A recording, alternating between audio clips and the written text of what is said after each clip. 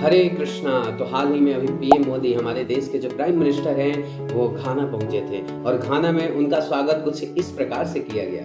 हरे कृष्णा कृष्णा कृष्णा हरे हरे हरे राम राम राम हरे हरे। इतना ही नहीं, वहाँ के संसद भवन में हमारे सनातन धर्म और इंडियन कल्चर से प्रभावित होकर वहाँ की सांसद साड़ी पहनकर पीएम मोदी के स्वागत में आई हुई थी।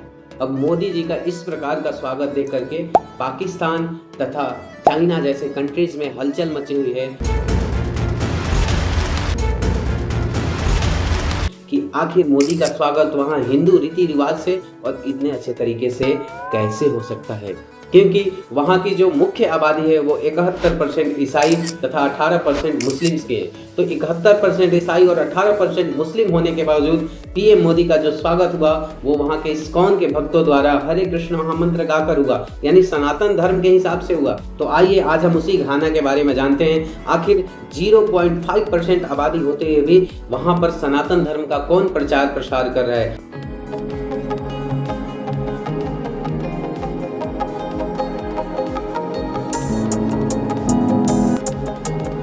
तो वहाँ ऐसे कौन से लोग हैं जो अपनी जान पर खेलकर और सनातन धर्म के प्रचार के लिए अपना दिन रात एक किए हुए हैं।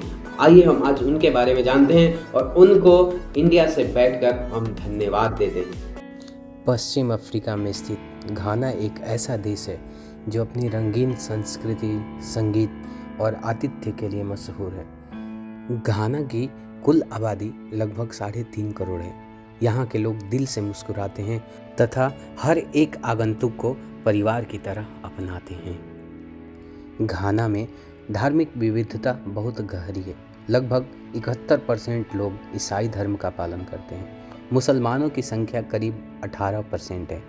वहीं पारंपरिक अफ्रीकी धर्म और स्थानीय मान्यताओं को मानने वालों की संख्या करीब 5% है। हिंदू धर्म यहाँ एक छोटा लेकिन सबसे तेजी से बढ़ता हुआ समुदाय है, जिसकी संख्या फिलहाल आधिकारिक तौर पर 0.5% से भी कम है। तो आइए हम जानते हैं कि घाना में आखिर हिंदू धर्म पहुंचा कैसे। 20वीं शताब्दी में भारतीय व्यापारियों और मजदूरों के आगमन से हिंदू धर्म घाना में पहुंचा। इन लोगों ने यहाँ छोटे छोटे मंदिर बनाकर अपने रीति रिवाज जीवित रखे तथा वहाँ पर 1975 में स्वामी घानानंद जी ने घाना हिंदू मठ की स्थापना की। वह पहले अफ्रीकी मूल के हिंदू सन्यासी थे। उन्होंने घाना के कई स्थानीय लोगों को हिंदू धर्म की तरफ आकर्षित किया। हाल के वर्षों में इस्कॉन यानी international society for Krishna consciousness ने घाना में हिंदू धर्म को अधिक प्रचारित करने में सबसे बड़ा योगदान दिया है। इस्कॉन के प्रचारकों ने घाना के युवाओं को श्रीमद् भगवद गीता, भक्ति योग और कृष्ण भक्ति से परिचित कराया। कीर्तन, सार्वजनिक भजन संध्या और फूड फॉर लाइफ जैसे कार्यक्रमों ने स्थानीय समुदाय में गहरी छाप छोड़ी।